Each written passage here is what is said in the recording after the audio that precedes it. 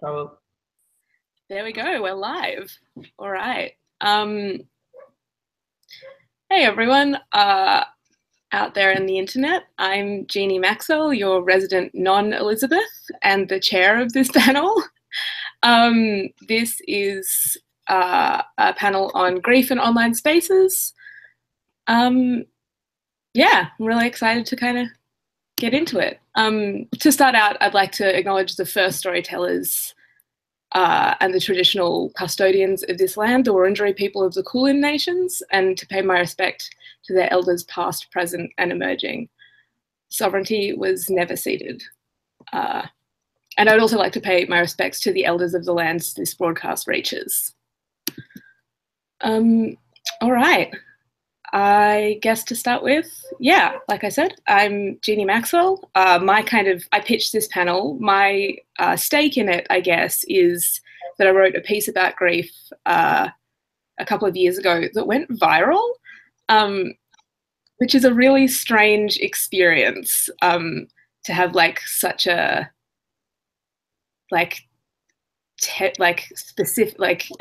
emotionally specific piece, like to have people like still responding to it, over the years. I still get emails every so often as if like I'm still in that place when I wrote that piece, and that it's something I'm like in, like with the reader.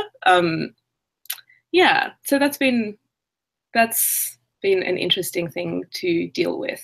I mostly write nonfiction and comics currently. Yeah, so that's me. Liz Flux, do you want to say hi? hello, I'm Elizabeth Flux, and for the purposes of this panel, I'll be Liz, because otherwise we're going to get into a real Elizabeth hole. I'm a freelance writer and editor. I'm the editor of Writer's Block, and I've previously edited VoiceWorks. Most recently, I've been working on a series of 10 essays about 10 different deaths that have impacted on my life and how I've coped with them, how I felt I'm doing it wrong, I'm doing it right, which is my stake in this panel as well. So it's been my way of sort of trying to create a resource that I wish I'd had at different stages, because for me, there's not really a right way to experience grief. But a lot of the time, I feel like there's a playbook that everyone else has access to and that I've never seen. So you see people reacting a certain way, you go, why am I not reacting like that? Should I be feeling like this? And everything out there at the moment, it feels, is telling you you're doing it incorrectly, which compounds the difficult feelings you're already having. So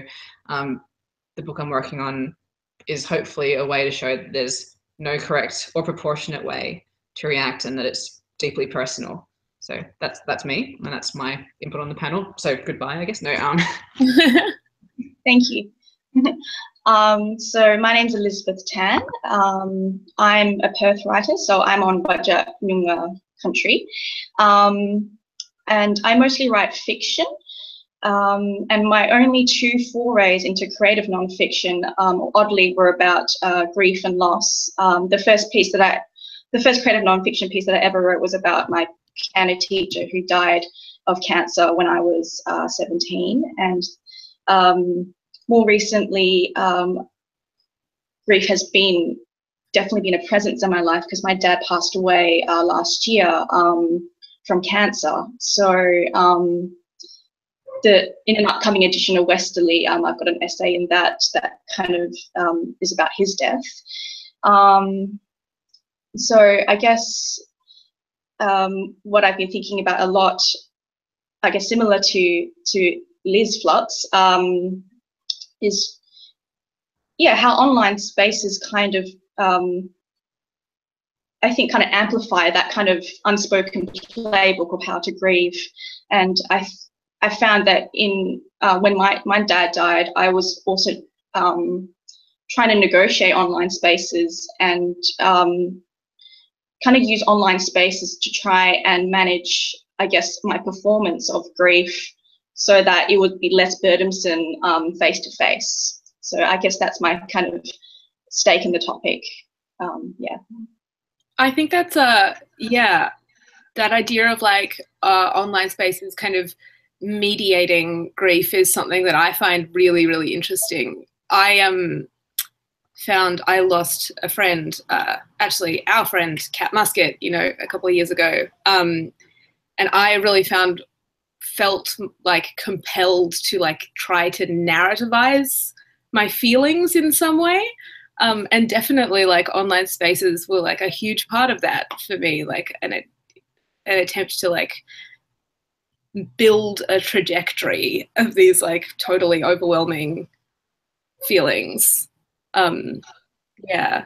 Do you guys, how do you guys feel about sort of public versus private grieving? Like how do you relate to those two things, do you think?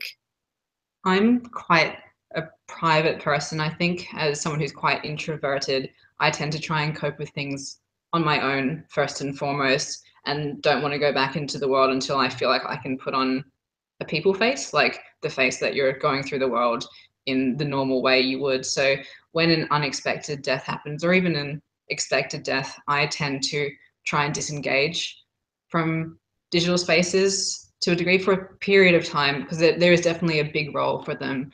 But I find that I don't like to share.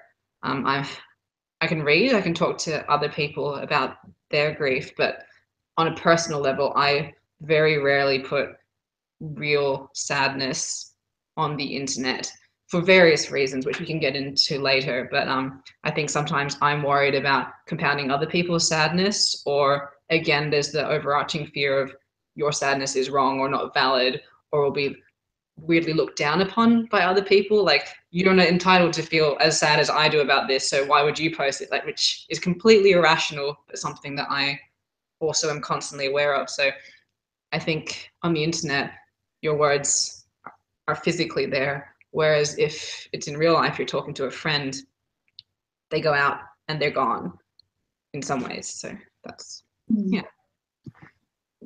Yeah, I guess because my I I try to keep my Facebook friends to like my actual real close friends. So I think um, when my dad died, I felt a bit more comfortable being in that space and trying to seek solidarity, I guess. And I think there was also maybe a practical component to publicly grieving, because it kind of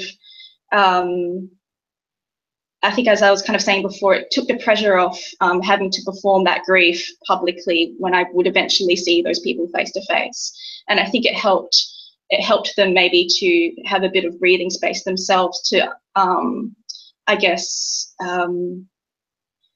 figure out how to sympathize with me and how to express that sympathy. Yeah. I found it nice to know that there's a community there. The fact that there is evidence of other people being around tangibly, that can, just knowing that, even if you're not involved in it, helps in its own way. Yeah, definitely. I think that idea of like feeling useful is like an interesting one to bring to grief, because like definitely that's like you know, there is like an aspect of like a performance of grief that like I think for me is like an attempt to like, you know, facilitate or allow other people and like other people's expression. And you said a very similar thing about your essay collection, that like that was like an important aspect of it for you. Do you think that's something like the internet can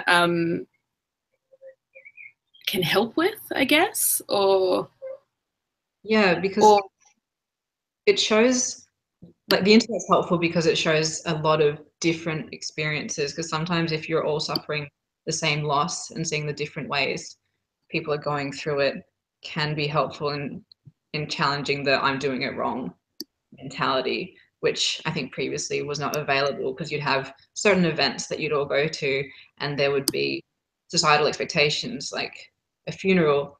There's a certain dress expectation, there's a certain behavior expectation. Like, I've had the experience of being at funerals where you go, oh, I don't look sad enough, or I'm not crying, people will think I didn't love this person, which is strange. And then, as you've both mentioned, the performative aspect of grief, like it's weird how digital makes it everywhere in your life, but you also have a safe distance to be yourself in grief as well, if that makes sense. For sure. Mm. Yeah, Elizabeth, did you have anything you wanted to add, or? Yeah, I also sometimes take comfort in the way that grief is so public, and there are, I guess, different grieving narratives that you can draw upon, and that kind of can legitimate your own grief. I think there's also the flip side is that it's another kind of expression of grief. There's still that kind of, oh, am I being, there's a different kind of, oh, am I being sad enough, like when a mutual friend or someone in your community dies, and like all your friends are kind of posting about it, and you're not sure whether to post yourself or like to join that or not. So I think there's definitely takes some negotiation, but on the whole, I felt gratitude towards having, I guess that grief is maybe a bit more normalized now, because it's just so visible. Yeah. That's true. That's true. I guess like the flip side to like the normalization of like that kind of emotional outpouring is it can feel, I think social media makes it a little harder to maintain boundaries sometimes, and to kind of like, as wonderful as it is to like express, and important, necessary as it is to express your feelings, it's hard to take space from them sometimes, I think, like in like the age of social media, when you have like so much access so much of the time. And I think as empathetic beings, because we have so much access, as you're saying, it's easy to take on other people's grief on top of your own, which is part of being caring, but it's also different to how it was in the past, where there was a time and a place you'd specifically call someone or you'd specifically see someone, whereas now everyone is with you always, all the time. So when there was a loss in my community, I knew that I needed space. I wasn't thinking quite rationally, but I just bought plane tickets back home to my home state of Adelaide, and it was still in the first 24 hours of shock, essentially, and I found myself sitting on this plane, not quite sure how I got into the airport, relieved that my phone wasn't allowed to be on because I couldn't deal with the nice messages and I couldn't deal with knowing that there was a community out there, because it made it so real. So sometimes having it can be like, it can compound things that would be there otherwise. It's hard to explain. It's good and bad, and the flip sides of it are many and varied. And I find that sometimes in the early stages of something, it's easier to have strangers be around who aren't feeling it, because it's not a compound grief in some ways. Yeah, I can definitely relate to that, because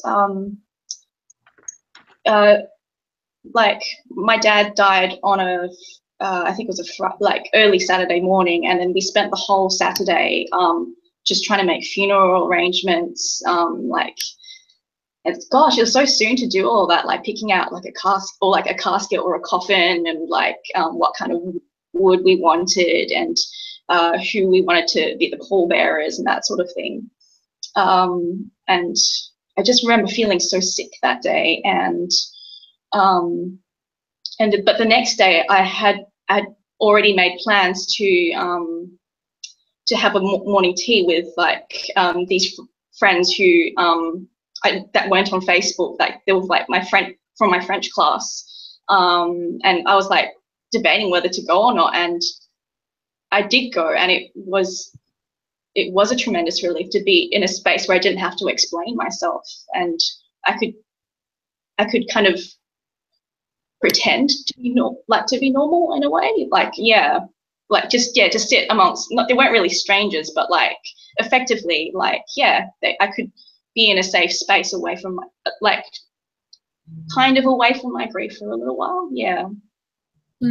I think it can be a real relief to to realize that you are like accidentally still capable of being a person when you're like when you're like away from it a bit. That's exactly right. Like I was like, oh, should I be feeling guilty for being here? But it's like I really needed it. I really needed to have a little bit of a buffer, I think. Yeah. Yeah, I absolutely relate to that. I think it can be quite difficult on like a social and political level, the amount of information, like just constant information that we're bombarded with.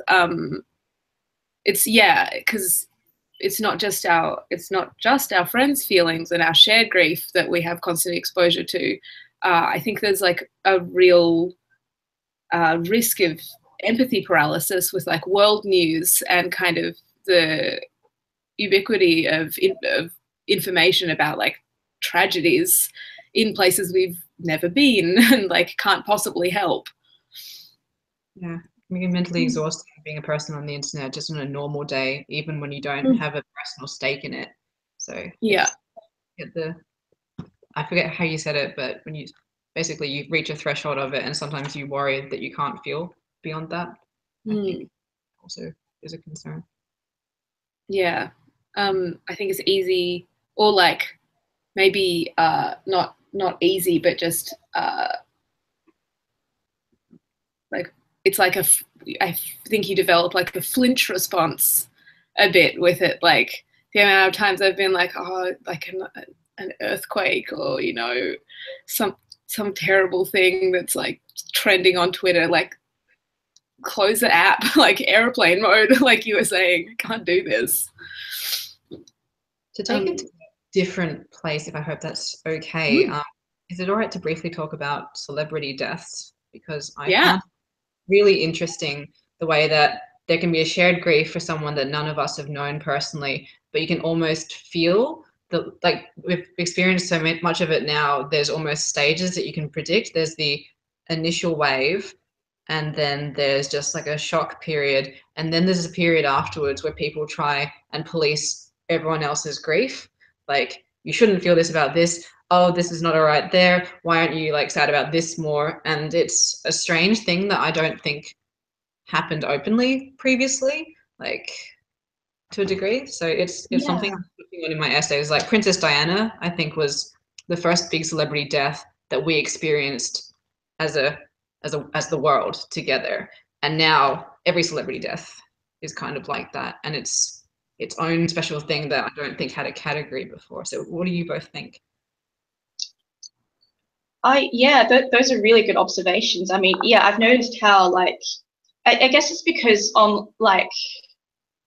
because online space is a space, and like so all these different griefs and grief narratives are all out there at once. And I think maybe it's our human instinct to compare them and saying, oh, why aren't you noticing this tragedy over there? Or why is this celebrity death getting more attention than these thousands or millions of deaths over here? And I think we're really hard on ourselves, and we really it worries me about like, I mean, on one hand, I agree that like the ethics of how we talk about death is something that is worthy of consideration, but also I wonder how we can just also like let grief just be grief and not try and make it a productive grief, or I don't know if that makes sense, but I mean, I'm thinking of because in the email discussion that preceded this panel, Jini linked to the uncomplicated. Oh, sorry, I'm just trying to get my mouse moving. The Uncomplicated Dead by Omar Sakar, and he just ends on this note that has really stayed with me. He says, if we can care so much for the dead, go to war for the dead, justify anything using their flesh as a blank check, surely we owe the living, no matter who they are, just as much. And I'm really haunted by this idea of whether when does grief become exploitative? When are we using the dead as a blank check? Like that, I find that really disturbing. Yeah. I don't know if any of you speak to that. Yeah.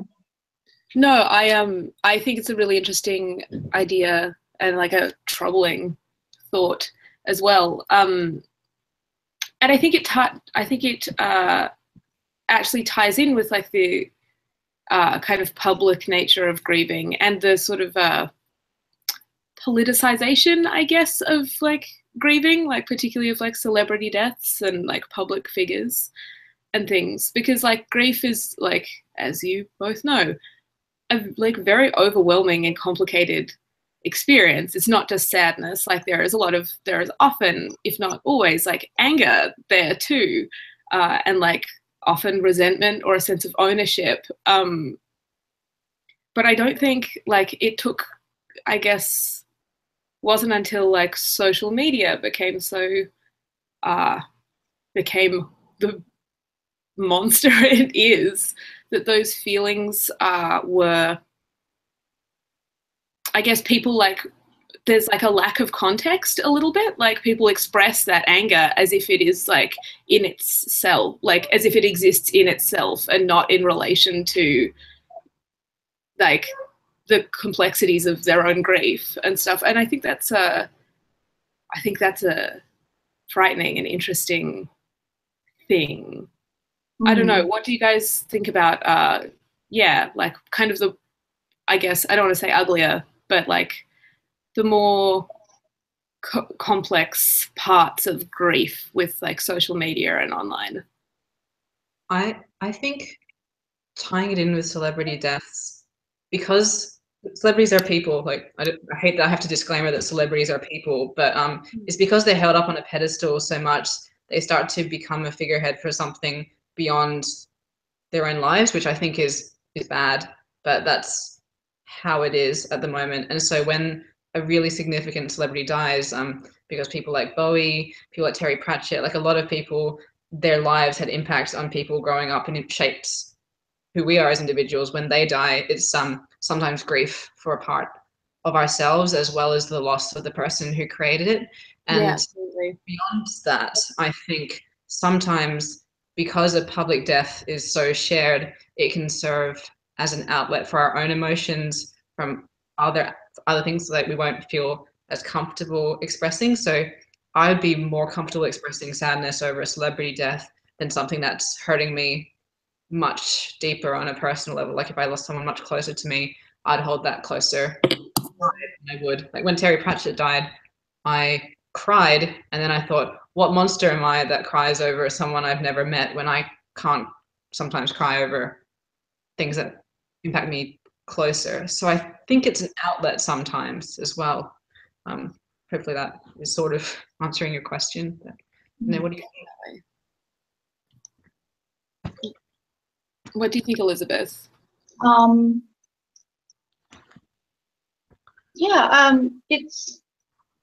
I guess it's impossible to generalize how we grieve from like not only from person to person, but like the people in our lives who we grieve. Yeah, it's interesting. Yeah. Were there any celebrity deaths that you found yourself? So for you, Terry Pratchett was one that just like knocked you out. For me, Satoru. This one shocked me. But Satoru Iwata, who's the CEO of Nintendo, he died a couple of years ago, and I was so miserable, completely out of the blue. It hits you in a strange place. You can't predict it. It's weird. Yeah, totally. Because when Terry Pratchett died, I was reading his most recent book. It was like, because I used to sleep with books in my bed. So I woke up, his book was in my bed. I opened my phone. I was like, and just got me in a weird place. Like I'd just woken up, and I was just kind of, yeah. And I feel much more comfortable talking about this than I do about ones that had more impact on me, which I guess makes sense, but it still had an impact on me. So there's that weird double standard of distance, but not distance, emotions, but not emotions. And yeah, it's the same thing.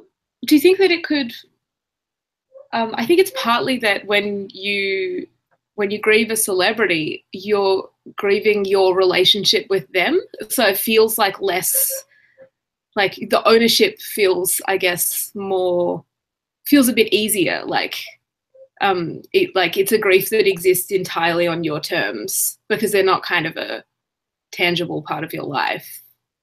If that makes sense. So it's like grieving part of yourself, maybe. And I posted about that on social media, and I've never posted about any other deaths in my life, which I think is a strength. Like, and I don't know why that is, like, about myself.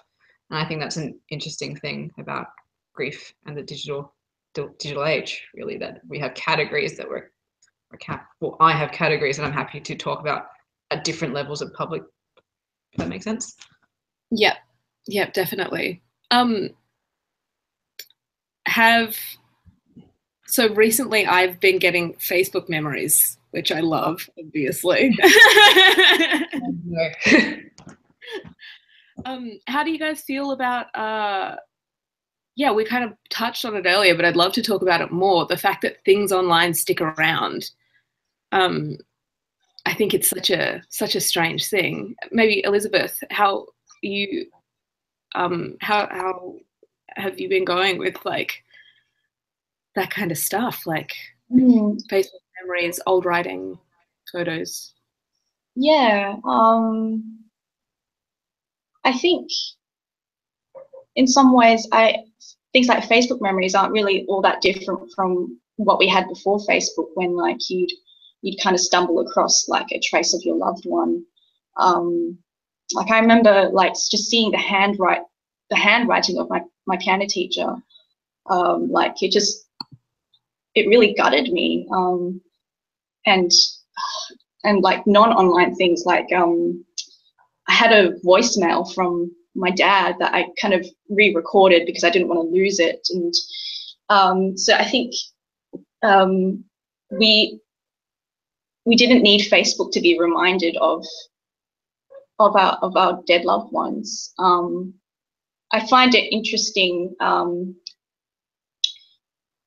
the whole Facebook memories thing. It's like I find it more difficult to deal with when it's someone, when it brings up a memory of someone that you're no longer in touch with, like you've broken up with that person or you had a falling out with that person. Like that, for me, I think would be more painful than seeing a dead loved one. I'm not sure if either of you have any thoughts about that, like the kind of grief but not grief of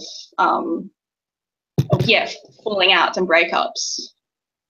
Yeah, because someone's still around and technically you could do something about it, maybe, but you know you can't, but you could. Whereas if someone is gone, like that's finite. There's nothing more you can do. So it's well, for me, like I obviously don't know the answer to this, but yeah, for relationships that are irreparably damaged, but the fact that you know that they're living a life entirely separate, that I think it's a different category, because you feel like you could do something but you can't, and there's that clash that makes it hard to reconcile. That is kind of it for me. And then what do you think, Jini? Yeah, I know what you mean. I think the thing I've been thinking about is like how many more stages the internet brings to breakups. Yes. Yeah. And how many as well. We're still Facebook friends, but I'm not following him, and like he hasn't liked anything of mine in a while. He's not following me on Instagram anymore. Like it's unbelievable. Yeah.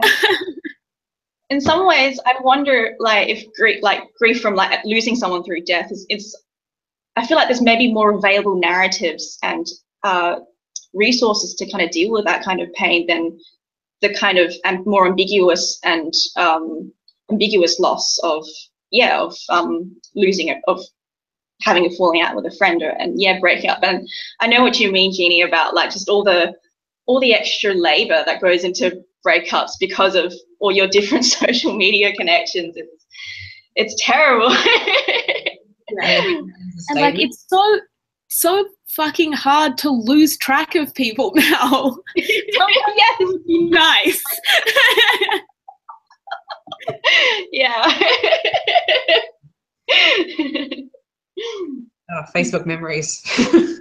Oh. I know. Do the same. Yeah, one time, like years ago, I posted I got a really awesome bruise on my knee. So like I posted a picture of it on Facebook, and I went through a really bad breakup. And like in the space of about 2 days, like Facebook gave me the memory of that wounded knee and the memory of my ex. And it's like literal and like emotional wounds, like just always resurfacing. Thanks, Facebook. Reminds me of all the terrible jokes that I've made over the last sort of, how many years I've been on Facebook? 7. So yeah, that's not One weird thing about social media, I think, is after like catastrophe, after something awful happens, you have a written record of everything that happened before, and like you have, I guess, proof of a life that you lived before the terrible thing, which I think is like, yeah, it's so strange, like going back through, I'm a serial trawler of my own internets. But like going back to like a period that I was like posting pictures of cats, links to articles, things I was angry about, whatever, in like the days before like a friend died, is like so strange to like know that yeah, that like that record is like a really jarring thing to have. Yeah, and I guess even simultaneous to your grief, like you know, your friends are still, you know, getting engaged, or like they've all got like these positive things. That so all of that is existing concurrent to your own sadness, and yeah, it's, I guess because social media kind of implores us to create a narrative of our lives, like that's really disorienting, because it in some ways makes it difficult to make sense of it, because there's no kind of trajectory. Like you know, you in the days before you were still posting cat pictures and stuff, and then like yeah, you're like a character that just didn't know what was coming. Like yeah, because you're a diarist in the past. Like there are events that divide your life into before and after. So it is really weird to sort of go, oh yeah, this thing was going to go to that, and then you kind of look at it and go, you have no idea what's going to happen to you in like 12 hours, and then we're constantly creating kind of time capsule for ourselves that's constantly evolving. Like it's already strange to look at your 2011 timeline and go, that's the person I was then, but to see how an event impacts on that is really interesting. And one thing that I found interesting in the days following a loss was to go, okay, how am I supposed to social media presence now? Like, do I completely disappear? And you're balancing what's respectful, what's best for me, and what's going to help me get back to normality as well. And it was weird sort of trying to balance those few things, because like my social media is usually terrible jokes, like really bad puns, like that is 90% of what I post. And I sort of was sitting there in the days afterwards going, okay, I shouldn't post a terrible joke about something, I don't feel like it. But I sort of every day would go by and I'm like, what should I, because I don't want to say anything about the actual event, but I don't want to do my normal stuff. But I was like, how am I going to just like, not that you define yourself by social media, but it was, for me, it was actually a step getting back to feeling a bit more normal, was to go, okay, I'm going to make some terrible jokes, even if I don't feel like it, because maybe after a while of this, it will help me get to a more placid place in myself, which sounds strange, like using, like faking being yourself to try and feel like yourself in a while, but I did find that helped me. So like after a week I was like, okay, let's make some real bad ones, like some really daggy ones. So yeah, and I was really scared about it, but which again sounds weird. I was scared that people would think I was being disrespectful or that I'd stop caring or that I was over it. But it was a coping mechanism for me that is different to what would have been accessible prior to the internet. So, yeah. Completely. So we've talked a bit about how like social media can give you like a sense of community in your grief. Do you guys think it can also make you feel obliged? Like you were saying you're quite, Liz, sorry, I'm just pointing to the screen. That's incorrect. Liz, you were saying you're very private naturally, like private with your grief. And Elizabeth, we talked about how important it is for both of us to kind of be useful in our grief. But do you think there's like, do you struggle at all with like obligation in terms of like performing emotion or grief in a particular way to a particular end online? I feel like because sometimes when someone dies, they'll make a group to discuss it that's available to you, or there'll be a thread, or just people around. There's different ways that people group together online, and I've never felt like anyone expected things of me. Like if I wanted to be quiet, that's okay, because the people I was closest to, I was still talking to one-on-one or in person. So I never feel like in those groups there's an expectation to speak, which I think is good. But I did find a thing, like it created turmoil within myself that wasn't caused by anyone else specifically. It was just my own grief process. I found that my emotional response tends to be anger, because I'd be like, oh, that person's like doing it this way, or like I'm not doing it that way, and I'd get angry at myself, or I'd feel like it was strange. Like everything made me angry, and I was aware overall that this was not rational. I never expressed that anger to anyone because I knew it was all within myself. But I felt that the anger itself was generated by being exposed to lots of different kinds of grief that I found it hard to escape from, because I felt like I had an obligation to be there for my friends in case they were struggling so that I could help, which is not anyone's expectation but mine. So I'm being very careful to say that this all comes from me, and I would not change these groups existing or anything, and the way that everyone expresses their grief is valid. I just found it a strange response from me that being there made me angry. And then I felt guilty about feeling angry on top of all the sadness. So that was weird, for lack of a better word. It's just, yeah. I don't know if I'd get that if the digital spaces didn't exist. Yeah, I guess because the digital kind of like puts our memories into a form that we can look at and examine. I think it's an understandable impulse that we increasingly overanalyze our own reactions to things, including grief. I feel like it's a trait of social media in general that it lends itself to overanalyzing and scrutinizing and questioning and having feelings about feelings about feelings. And so, yeah, in that way, I think it does kind of bring a kind of sense of obligation to grieving, like there's a because your grieving is so visible, you're kind of more conscious that you have to do it in the right way, in a respectful way. So yeah, and it kind of makes it, I think, maybe real faster. You're somewhat robbed of the prolonged period of denial that you might otherwise have had, because you can see it impacting other people, which shows to you that it's impacting you as well. Whereas if it's you left to your own devices, sometimes you can have a little bit longer to not live in the post that event world, if that kind of makes sense. Yeah, you enter a kind of echo chamber, don't you? Yeah.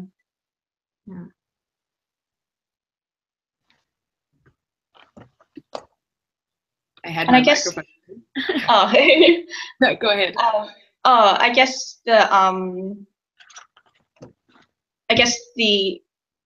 beauty of I mean, because in the essay that we were talking about earlier, Omar talks about I guess creating more contained spaces for grief, like whether that be through art or poetry, but like even just having a conversation with a friend. And I think that kind of helps to create a kind of another safe sort of harbor from grief. I mean, from that relentless echo chamber that's created by social media. And I think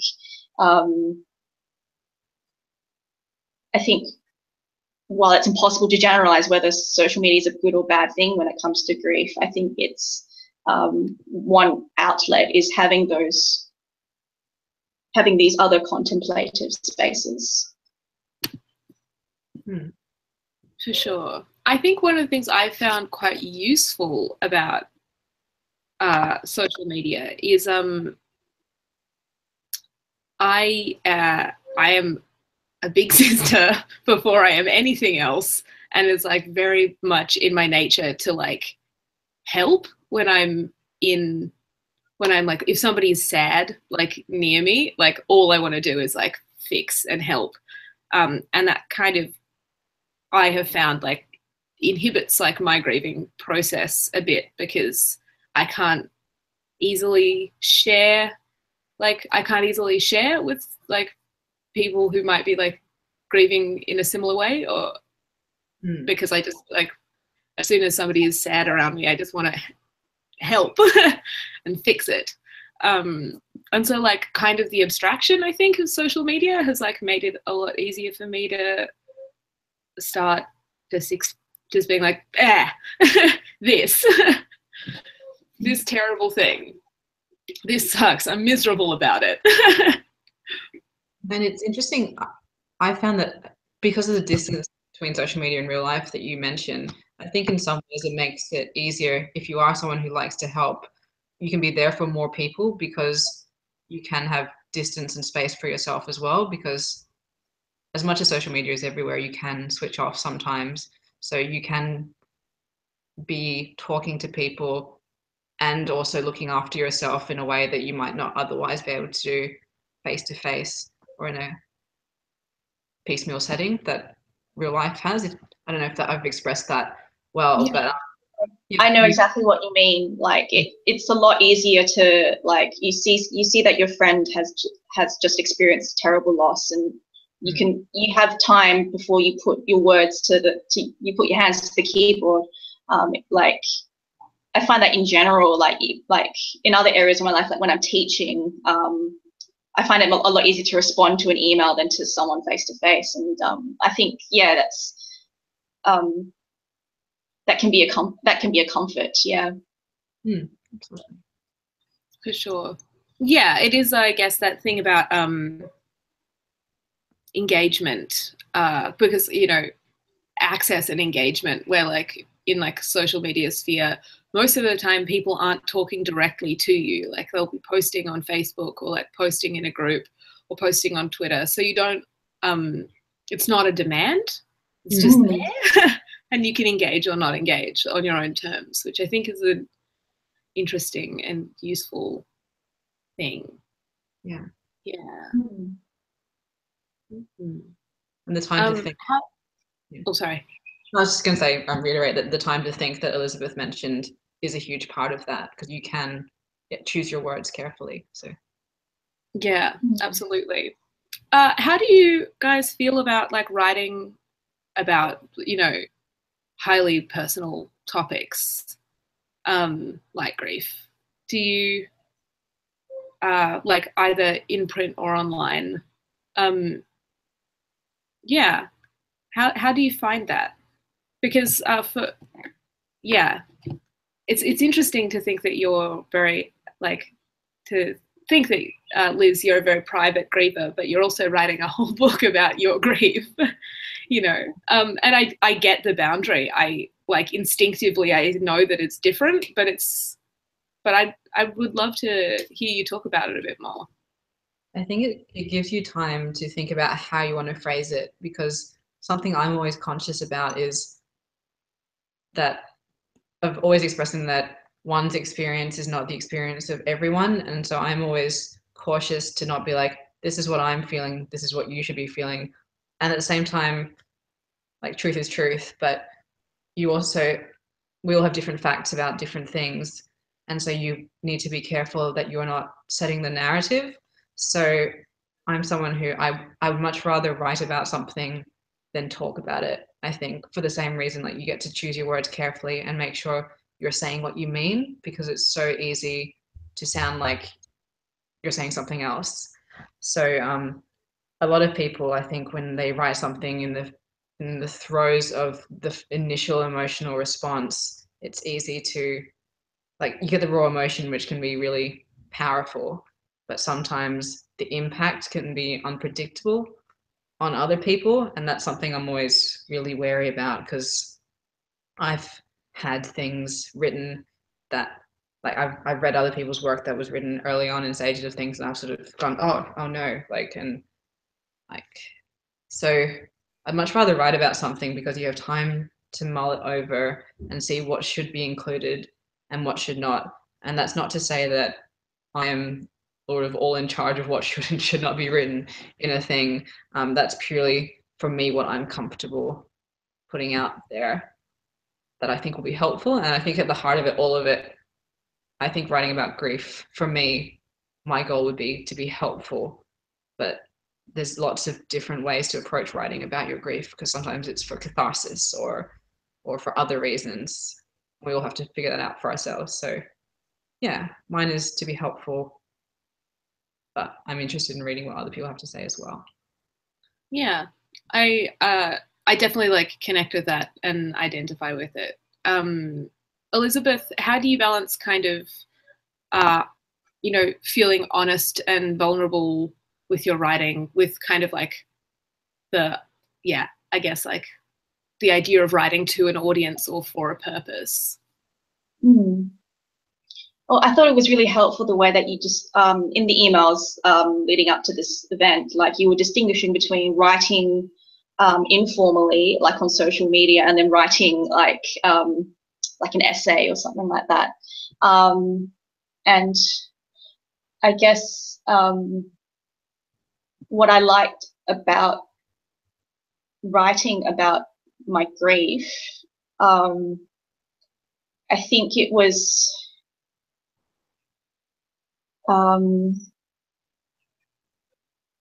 maybe a bit easier to kind of bring in other things, like, for instance, in the essay that's going to be published in Westerly, even though the essay is about the death of my father, it's also about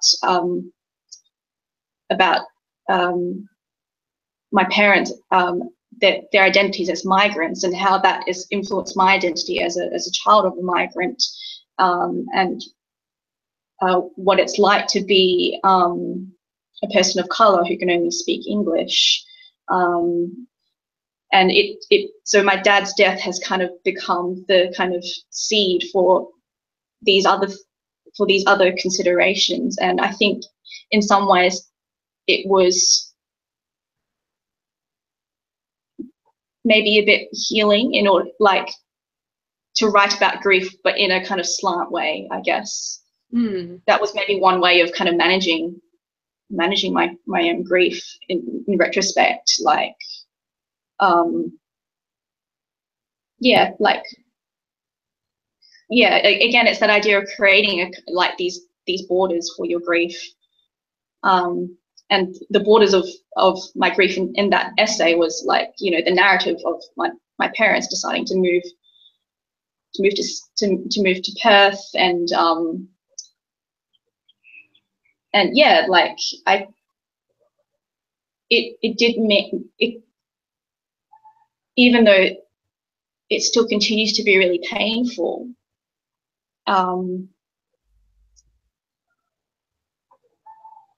Yeah, I feel like there's just a bit more space for that grief to breathe. I don't know if I feel like that I'm just saying paradox after paradox after paradox, but maybe that's what grief is. It's just so, yeah. I completely understand. I think it is paradox after paradox, isn't it? Yeah. I think writing, you know, like grief feels like it's the new context. Like grief is king, you know, in your life. When after you've lost someone. And I think writing about it, it has no narrative, it has no goal, it's just everywhere. And I think writing about it can be a way of kind of like establishing context again, I think, which is something I found really useful. Is there still a sort of, despite the fact that I kind of write to be, helpful as well. Liz, is there, an element of healing and catharsis to like your work on grief? Yeah, like it's helpful to me too, I guess, because you get it out of your head onto a page and you just kind of go, it's over there for a while. I don't have to have it swirling around in my mind. Like it's like you print it out and it's gone for a few moments. And then, so yeah, I find it, and it also helps to order your thinking sometimes. Like you can never definitively, like you said, you can't nail down the process. It's just everywhere and it's nebulous. It fits into everything, but sometimes trying to structure a piece about how you're feeling or around a certain subject of grief can help clear things up, sort them into little boxes, like the barriers, like Elizabeth was saying, and that's a reprieve as well. Yeah, pensive style. Yeah, exactly. We did pretty good, like not mentioning Harry Potter for 50 minutes. Like I think. I know.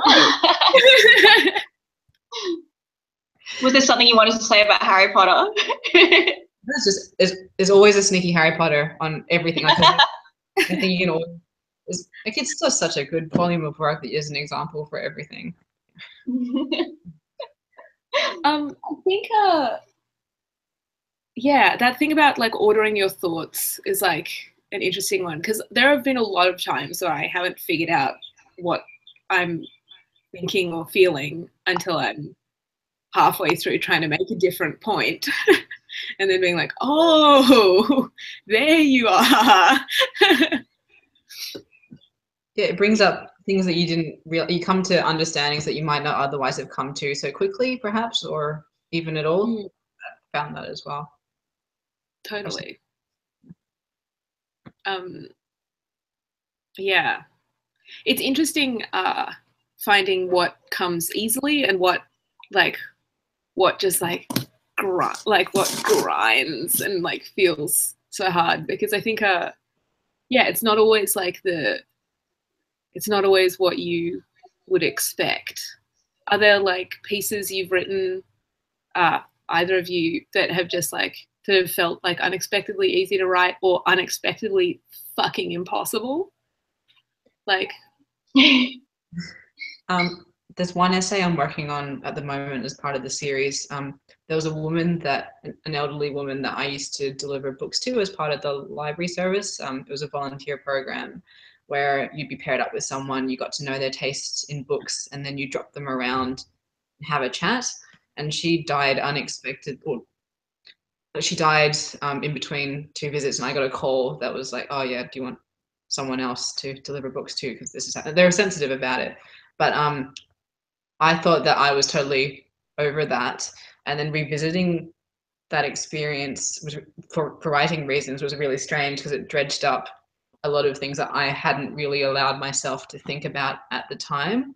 So I was kind of like, should I have gone to her funeral? Should I have asked? Would that have been inappropriate, or was it inappropriate for me to not go? And I found myself in a flurry of all the questions that I hadn't let myself ask myself like 5 years ago when it happened. So that was a strange thing to experience from writing, because I was like, this will be one of the easier ones to write, and then it was one of the harder ones because I hadn't experienced the fatigue of thinking about it so much. It's almost like you had to confront your own guilt about, again, that kind of sense of like, oh, did I do the right thing? And am I following the protocol of being a good griever, I guess? Yeah, I had a similar kind of feeling when I was writing. I remember when I was writing about my piano teacher, because I was kind of still quite young when it happened, and I guess it was the first sort of major death in my life, and so I didn't know what the protocol was, and I don't think I said anything to my piano teacher's husband or sons, and at the funeral, I remember feeling kind of guilty for being there. Like I was unentitled to feel sad, because there were all these people around who knew my piano teacher in a much more intimate way, and that was something that did come up when I was writing that piece, because. So yeah, I mean, I totally get where you're coming from. Like, you kind of, it's like, again, you're kind of you're re-examining how you behaved, and I think more than the actual act, the physical act of writing. And I think that was maybe the hardest part of one of the hardest parts of writing that particular essay. Like, just re-examining your own reaction and thinking about whether it was appropriate. Yeah, for sure. I think one nice thing, and it kind of like ties into what you were saying before about like social media as like a diary, and as what we were talking about as social media as proof, is that it's also proof of that relationship. And like, that's, I think, yeah, a huge relief sometimes, just to be like, oh yeah, no, that all happened. Like, that was all real. Yeah. I feel the same way when I treasure like that one voicemail that I managed to record of my dad. It's like, oh yeah, he existed, you know. Yeah. And yeah, so there is a comfort in the way that our loved ones persist, whether online or like through artifacts. Yeah, they sure do.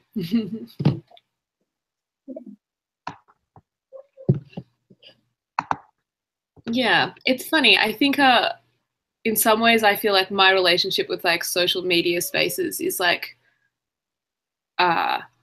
it can be just as nostalgic as like visiting a home or like finding something that like somebody lent me, you know. Yeah, it's kind of, there's something nice about that. Like, there's something very intimate about it, I think.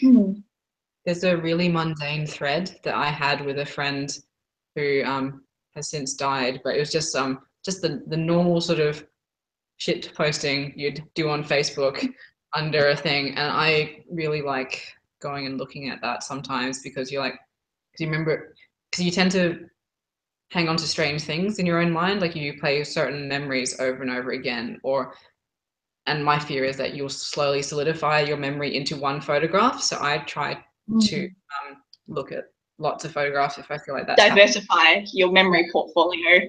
Yeah, and media is good for that, and I ration it because I don't want to remember them as their social media presence, or as just the pictures they had here, or as just these memories. But like you're saying, diversify. Sometimes it helps, like it's added another element to keep a more full picture of a person. Completely. Yeah. Completely. Hard to remember from like just social media that like the person you're grieving was also like a total asshole half the time. Yeah. No one's that photogenic all the time. It can, be a bit one-sided, but then again, so is nostalgia. So, yeah. And memory is tricky and tells lies sometimes, so it's good to have something that is definitively, like, physically there in a way, digitally there, kind of, bit of both. Yeah, I like that, digitally there. All right, I think that might be it for us, right? Thank you so much for this like lovely panel. It's been amazing talking to you two wonderful Elizabeths about a topic that means so much to me. Yeah, it's been a good talk. Yeah, thank you so much, guys. It was beautiful. Yeah, this was great. Was there anything you wanted to like mention or plug or anything before we go offline? No, I'm thinking. No. I'm good. You didn't mention specifically that your article was on Dumbo Feather, though, in case people wanted to read it. So, yeah. So, these articles on Dumbo Feather, it's a good read. Yes. Yeah. No, I'm happy to wrap up. And just on that last thought of like people sticking around in objects and on social media, and yeah. Yeah. Beautiful. Gorgeous. All right. Bye-bye. See you later.